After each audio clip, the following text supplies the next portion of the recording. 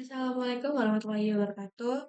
Di sini kelompok kami akan menjelaskan proyek dari ujian tengah semester mata kuliah Web Framework, yang dimana di sini kami akan membuat sistem manajemen katalog buku atau Book Hub Manager, yang dimana perkenalkan sebelumnya nama saya Priscila Rasina Simarmata dengan NPM 23150616043 dan rekan Saya Arianti Kartika Dewi dengan NPM 231506147. Izin memperkenalkan diri, nama saya Alfikri Putra dengan NPM 23150617075. Perkenalkan saya Syahrul Gufron Alhamdan dengan NPM 23150610663. Nah, di sini kami akan menjelaskan isi dari proyek kami. Baik, di sini saya akan terlebih dahulu menjelaskan latar belakang dari proyek yang kami buat, yang dimana pada saat ini perkembangan teknologi informasi itu telah mempermudah berbagai aspek kehidupan. Nah, termasuk dalam pengelolaan data dan informasi dalam bidang literasi. Nah, pengelolaan koleksi buku yang masih manual itu sering menimbulkan kendala seperti kesulitan pencarian, resiko kehilangan data, dan proses pembaruan yang lambat. Nah, untuk mengatasi itu, dikembangkanlah buku Manager, yang dimana sistem manajemen katalog buku ini berbasis web yang memanfaatkan Laravel sebagai back-end dan React.js sebagai front-end-nya.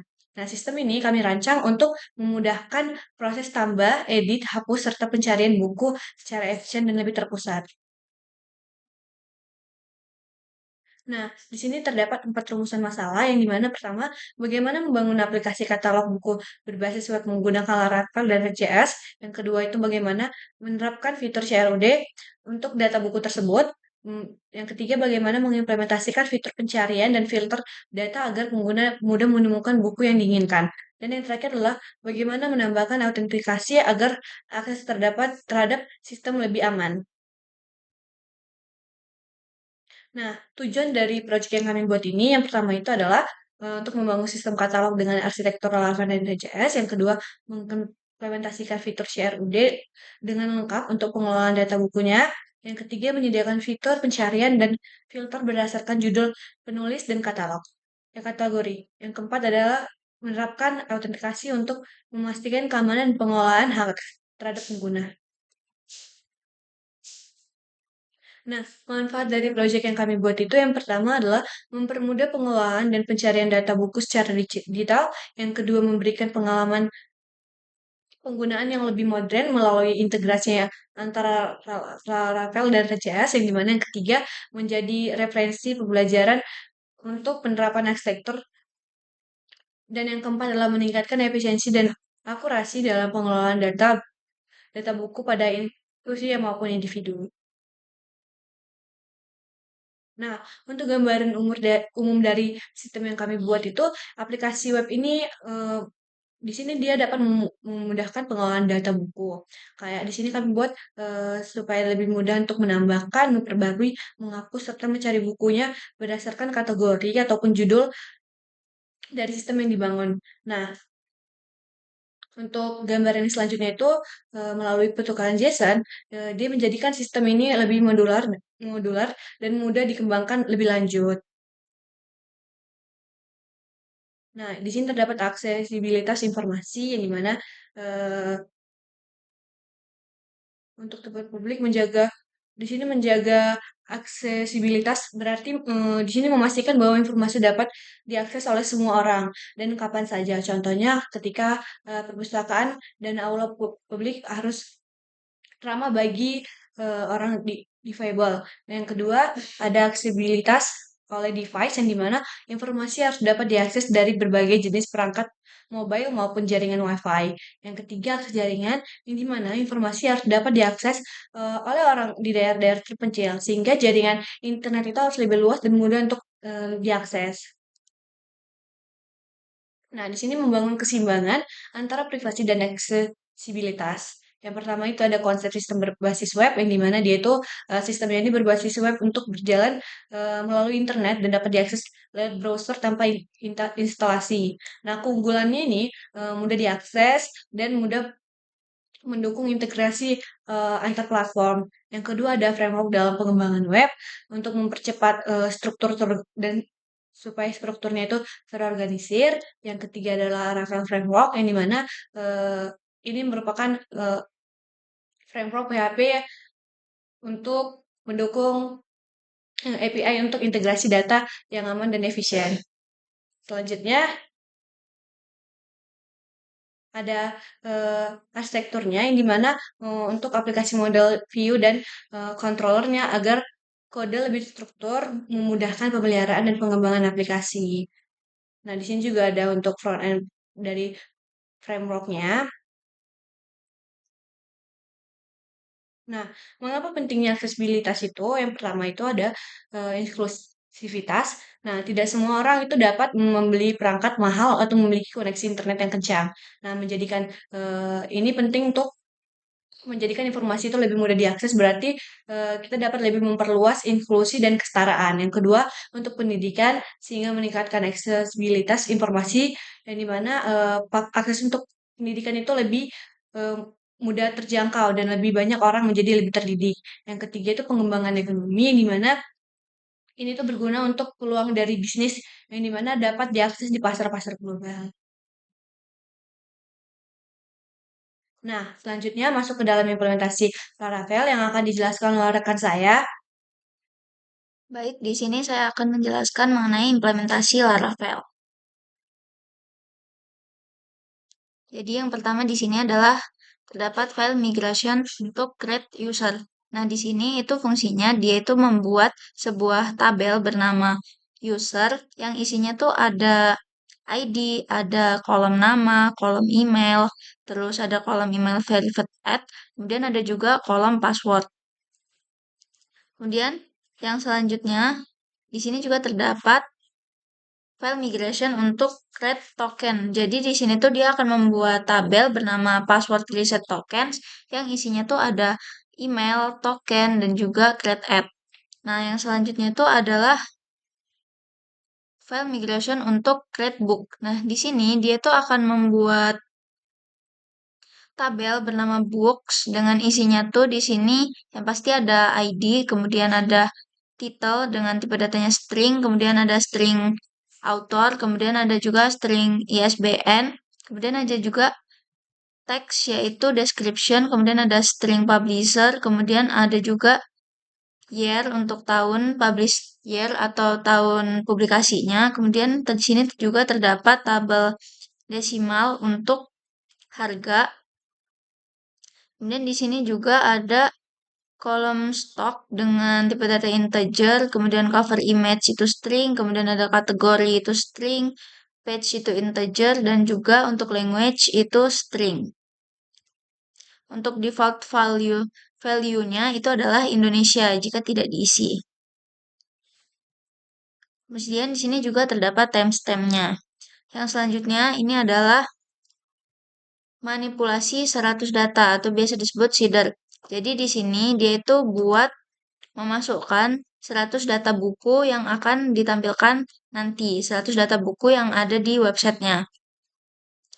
Nah, jadi di sini masuknya itu di dalam tabel books, kemudian dia akan mengaktifkan fungsi callback untuk blueprint table.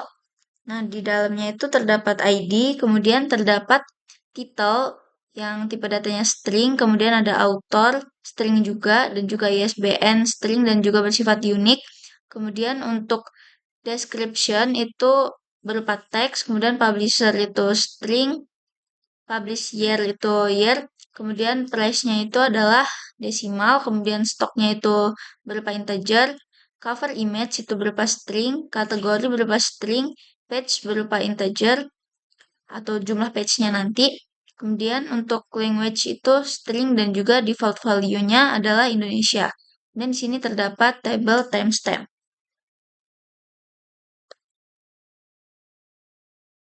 Nah, ini adalah hasil manipulasi yang telah dilakukan tadi.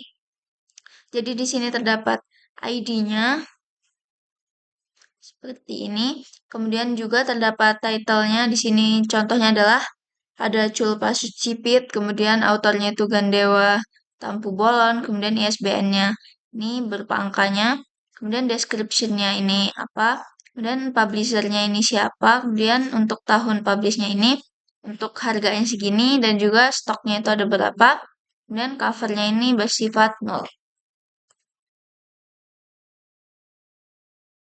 Untuk controller backend akan dijelaskan oleh teman saya. Baik, selanjutnya di sini kita masuk ke bagian controller backend. Nah, controller backend ini merupakan sebuah codingan yang kami buat untuk mengatur jalanan logika dari sistem yang kami buat.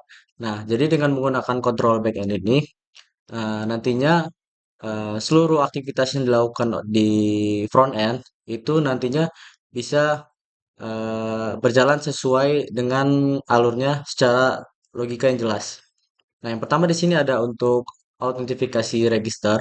Nah, yang mana di sini user yang baru mengakses website yang kami buat itu, mereka harus melakukan register atau pendaftaran terlebih dahulu.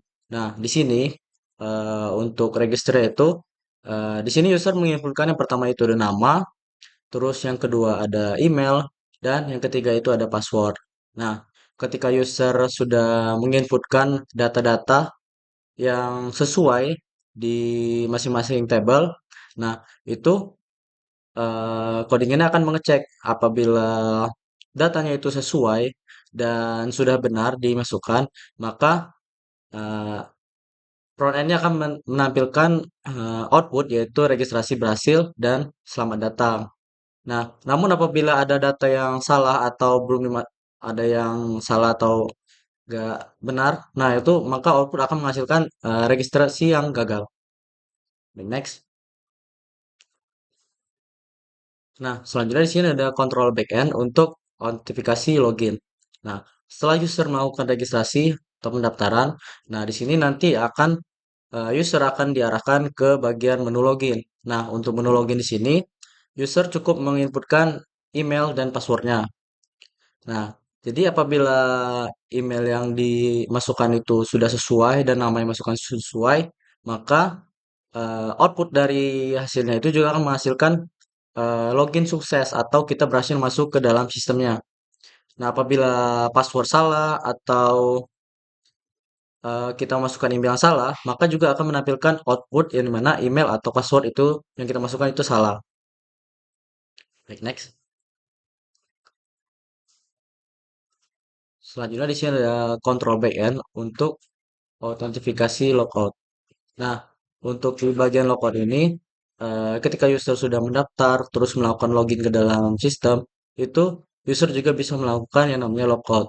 Nah, untuk logout ini, user bisa langsung diarahkan ke menu yang ada tombol, nanti akan bisa diklik logout, terus apabila sukses, kita bisa berhasil logout atau keluar dari sistem setelah kita login tadi. Next, next.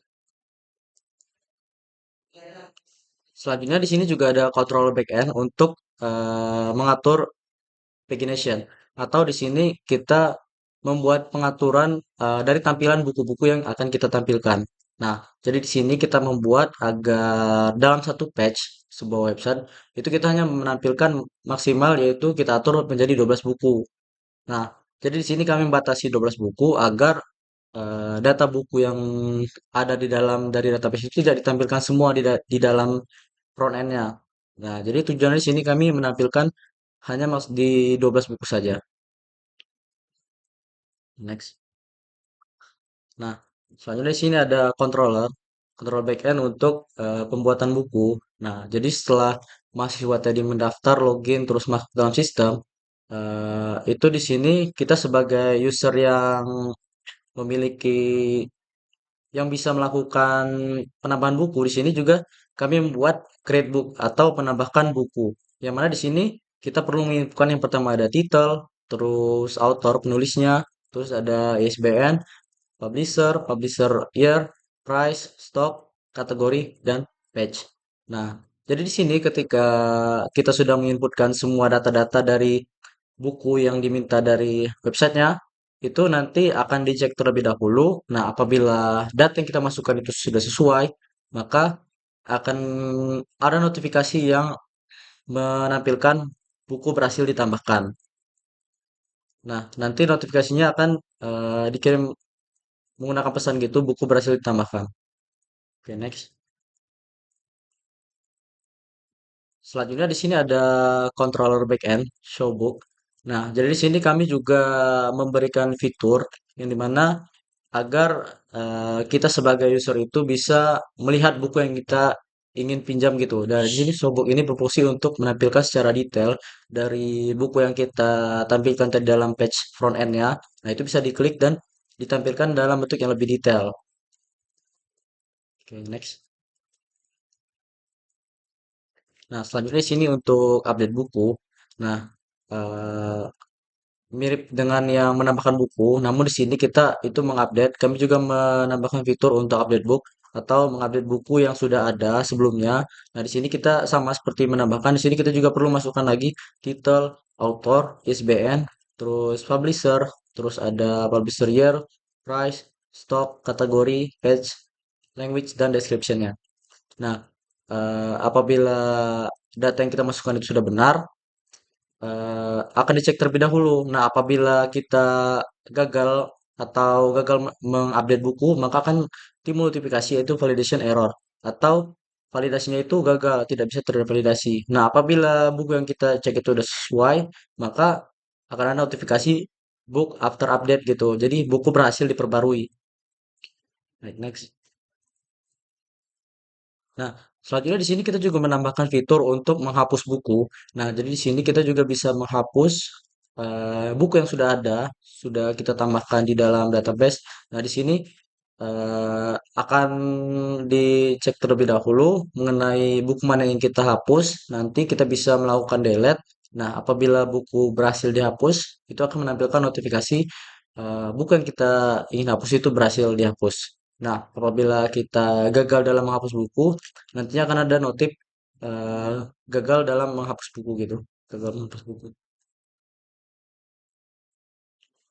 Baik, untuk implementasi RESTful API itu akan dijelaskan oleh teman saya.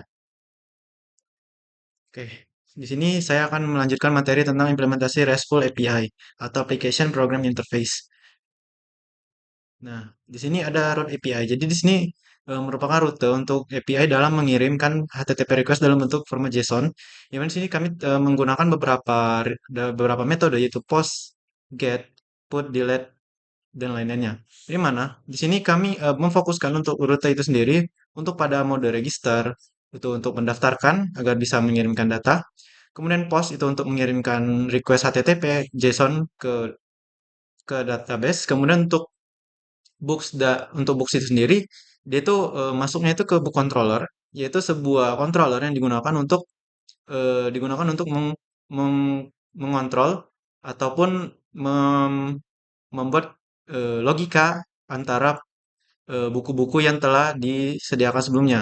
Jadi di sini menggunakan rute get untuk mendapatkan data-data dari buku yang ada pada database dan mengirimkannya ke web melalui permintaan HTTP. Kemudian di sini setiap eh, setiap proses rute tersebut dibuat dari autentikasi sanctum, yaitu untuk autentikasi agar keamanan dari setiap post put delete tersebut menjadi lebih aman. Kemudian juga eh, untuk tes ini eh, seperti yang ada pada tabel di bawah, itu fungsinya itu sebagai testing, yang mana kami kemarin mencoba untuk mengetes apakah API tersebut berhasil masuk atau berhasil mengirimkan request ke dan antara web ke database dengan menggunakan metode get tersebut dengan menampilkan respon yaitu bookup API is working. Nah, kemudian juga kami sini membuat rute untuk inersia. Jadi inersia itu adalah sebuah jembatan penghubung antara backend dengan front end. Jadi dengan ada inersia ini, jadi untuk pengimplementasian pengkomunikasian data itu eh, menjadi lebih kompleks dan lebih mudah diterapkan. Yang dimana di sini untuk rute inersia itu sendiri, kami di sini mengambil eh, APN to book controller dan juga out controller seperti sebelumnya. Jadi di sini fungsi inersia dan API itu sama-sama mengirimkan dan menerima data dengan saling berkomunikasi antara backend dengan front end. Jadi di sini untuk prosesnya itu dia bisa untuk menampilkan buku dengan eh, dengan fungsi dari action untuk mengambil buku, kemudian untuk metode get untuk login dan register dengan mengambil komponen dari out. Kemudian untuk register, login, dan logout itu dia itu mengambil action dari out controller class dengan metode register, login, dan logout. Nah, di sini terdapat rute untuk mengaplikasikan dashboard. Di mana di sini proyek kami menggunakan dashboard untuk melihat untuk melihat isi dari setiap data-data buku tersebut secara real time dengan menggunakan Ajax. Jadi untuk rute inersia ini dia itu akan mengambil total book, terus stok yang ada, download stok yang ada, ataupun metode dari out of stock, total value, total halaman, book yang terbaru, dan book yang atau buku yang memiliki stok yang sedang sedikit. Nah, dan juga di sini terdapat rute untuk membuat buku, kemudian ada untuk mencari buku, kemudian eh, untuk melihat detail dari buku berdasarkan ID. Nah, di sini kita implementasi untuk React.js. Jadi untuk React.js ini sendiri untuk list plugin itu di sini menggunakan beberapa dependencies. Jadi yang pertama itu kita gunakan seperti preset React. Jadi gunanya itu dia itu agar bisa mengkonversikan format React syntax yaitu format JSX ke JavaScript murni agar bisa dibaca oleh browser. Kemudian di sini digunakan juga auto prefixer yang mana itu agar setiap data-data tersebut agar langsung dikomunikasikan ke web browser. Kemudian ada Laravel Mix yaitu sebuah tools untuk mengcompile langsung antara front end CSS tersebut agar bisa langsung diimplementasikan ke web browser. Kemudian juga ada Post CSS, kemudian juga ada SASS, kemudian ada font awesome itu digunakan untuk mengimplementasikan font. Kondisinya ada inersia seperti yang dijelaskan sebelumnya itu sebagai jembatan antara komunikasi backend dengan front end yaitu backend Laravel dan front end dari eh, front end dari front end dari React. Kemudian ada Axios yaitu sebuah plugin untuk meng- meng- menggunakan atau menampilkan data itu secara real time menggunakan Ajax. Yang dimana itu bisa dari submit form untuk submit form itu agar bisa langsung masuk. Kemudian ada Bootstrap itu untuk eh, mengimplementasikan tampilan agar menjadi siap pakai. Kemudian ada Chart.js itu untuk menampilkan data-data dalam bentuk grafik atau chart dan lain-lainnya. Kemudian ada React itu sebuah front end yang dikomunikasikan dari backend tersebut. Ini mana di sini untuk Chart.js itu juga menggunakan React agar bisa ditampilkan langsung di web browsernya. Oke, untuk struktur file React itu sendiri, kami menggunakan file resource, karena untuk resource itu sendiri kami gunakan langsung dengan komunikasi dengan Laravel. Jadi, untuk file React itu sendiri, untuk resource itu terdapat CSS, JS, Page, Books, dan JS-JS lainnya. Nah, yang mana untuk CSS itu sendiri adalah CSS untuk secara keseluruhan dari tampilan-tampilan web yang kami kembangkan. Kemudian untuk JS itu sendiri adalah struktur-struktur halaman website yang kami buat dengan sintaks React yaitu JSX dengan isinya itu ada komponen yaitu Dart Mode Toggle itu untuk mengaplikasikan mode mode Dart atau mode light. Kemudian Hero Slider itu untuk membuat tampilan slider yang ada pada halaman awal di web. Kemudian ada page yaitu out itu untuk autentikasi, login dan register yang mana itu agar user bisa masuk dan mendaftarkan akunnya. Kemudian untuk book itu dia itu adalah sebuah halaman untuk mengkonfigurasikan buku-buku yang ada seperti book detail, kemudian untuk create, edit, dan index. Kemudian ada dashboard, itu adalah sebuah tampilan dengan adalah isi-isi data buku yang ada pada Book Hub Manager ini. Kemudian ada home dan layout itu digunakan untuk sebagai tampilan konfigurasi untuk struktur halaman web bagaimana web itu akan bentuknya seperti apa. Oke, di sini langsung saja kita pengujian sistem. Yang mana untuk pengujian sistem itu sendiri, di sini kita bisa gunakan command prompt untuk eh, sistemnya. Di sini kami eh, menggunakan localhost yang dimana untuk localhost tersebut kita gunakan Path untuk mengaplikasikannya.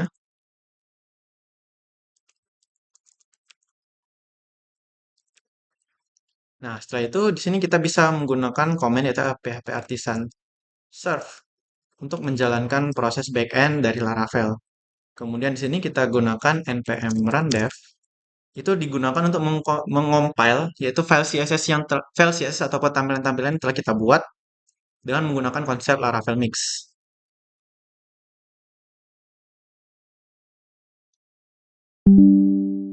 Setelah itu kita bisa langsung masuk ke localhost untuk melihat database tersebut. Nah, di sini adalah tampilan website yang kami kembangkan. Ini adalah Bootcamp Manager. Di sini ada seperti hero slider, JSX, yaitu slider-slider yang ditampilkan sebagai eh, untuk mempercantik tampilan dari website kami. Kemudian di sini terdapat indeks, yang mana indeks ini kita ambil dari indeks JSX. Nah, untuk indeks JSX itu sendiri, dia itu menampilkan dengan memanggil data-data buku yang ada pada database dan menampilkannya ke dalam sebuah website. Kemudian eh, untuk eh, untuk strukturnya ini, di sini kita menggunakan pagination. Seperti yang telah dijelaskan teman saya sebelumnya, untuk pagination ini dia itu setiap page itu menampilkan 12 data buku. Nah, setelah itu di sini kita terdapat juga fitur untuk men-search ataupun mencari buku berdasarkan judul, penulis, atau kategori. Nah, dan juga di sini terdapat sebuah filtering, yang nanti ada filter untuk berdasarkan kategori, ya, biografi, ada juga fiction, dan science, dan lain-lainnya. Kemudian juga di sini ada filter untuk terbaru, judul dari A hingga Z, kemudian harga terendah, dan lain-lainnya. Nah, selanjutnya untuk cari buku ini kita bisa cari buku berdasarkan judul. Seperti contoh di sini saya dengan penulis itu saya sendiri itu Alfikri. Nah, di sini langsung muncul. Nah, di sini juga ada proses yang mana untuk sebagai penanda untuk autentikasi. Jadi untuk ketika user itu belum melakukan sebuah proses login atau register, maka itu bisa hanya di indeks itu hanya menyampaikan data detail, yaitu ada detail dari buku tersebut. Yang dimana di sini merupakan informasi dari data buku tersebut. Nah, di sini untuk review dari detail buku itu kita bisa melakukan pinjaman, data favorit, ataupun bagikan. Nah, di sini juga terdapat deskripsi buku, yang mana itu merupakan informasi detail yang mewakilkan dari setiap data buku tersebut. Nah, kemudian juga di sini kita bisa untuk melihat progresnya dan ulasan. Nah, selanjutnya eh, di sini, selanjutnya di sini, selanjutnya di sini untuk proses login. Kemudian untuk proses login itu kita bisa untuk mengaplikasikan proses register, di mana untuk nama lengkapnya kita misalkan di sini adalah eh, Putra R dengan email yaitu misalnya putra@gmail.com. Kemudian di sini 178 dan passwordnya 123456778. Nah, ketika kita daftar, maka dia otomatis akan langsung masuk ke eh,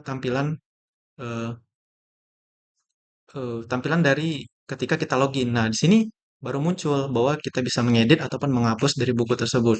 Oke, selanjutnya di sini kita masuk ke tampilan dashboard, di mana di sini kita bisa melihat isi dari buku-buku yang telah kita buat sebelumnya. Nah, di sini ada total buku, stok tersedia, stok menipis, dan lainnya. Di sini juga kita bisa melakukan aksi untuk stok menipis dan mengedit bukunya. Nah, di sini kita bisa tambah buku, misalkan di sini eh, testing, kemudian nama, terus ada assigning, kemudian penerbit, kategori science, harga stok 14, jumlah halaman 26, kemudian deskripsinya, kemudian kita simpan buku, dan buku berhasil ditambahkan dengan dia langsung menampilkan di indeks pertama, yaitu testing. Nah, di sini kita bisa menggunakan untuk edit. Jadi di sini kita bisa menggunakan testing edit dan kita update buku. Nah, buku berhasil diperbarui dan buku itu akan berhasil diperbarui dengan nama testing edit. Nah, dan juga kita bisa melihat detailnya seperti yang setelah sebelumnya. dengan informasi yang telah kita buat. Dan juga kita bisa menghapus untuk halaman tersebut dengan kita proses menghapusnya. Nah, buku testing ini berhasil dihapus dan dia telah tidak masuk ke indeks. Setelah itu kita bisa, dan juga di sini ada fitur untuk tampilan dengan tampilan dark ataupun tampilan light. Nah, dan juga jika sudah, kita bisa melakukan proses logout. Ini mana sini yang pertama itu ada detail, edit, dan hapus. Setelah itu kita logout. Ketika kita logout, maka dia akan langsung masuk proses login atau register. Dengan kita coba kembali. Nah, di sini kita misalkan masukkan password salah, maka dia akan menampilkan email atau password salah karena database tidak sesuai. Kemudian kita tes lagi dengan password yang telah sesuai, dan di sini langsung masuk ke websitenya kembali. Baik, di sini kesimpulan dari rekomendasi dari proyek kami yang dimana di sini menjaga privasi dan meningkatkan aksesibilitas informasi keduanya merupakan tantangan yang perlu dihadapi di era digital saat ini. Nah, dalam membangun keseimbangan antara kedua hal yang penting itu, kami harus melakukan transparansi, memberi pengguna kontrol penuh atas data pribadi mereka, dan memastikan bahwa data sensitif disimpan dengan aman. Nah, saat kami meningkatkan aksesibilitas itu, kita harus juga memastikan eksklusivitas, akses yang mudah, kejaringan, dan membawa manfaat bagi ekonomi. Nah, sekian dari kelompok kami. Kami mohon maaf jika terdapat kalimat yang kurang berkenan. Kami akhiri. Wassalamualaikum warahmatullahi wabarakatuh.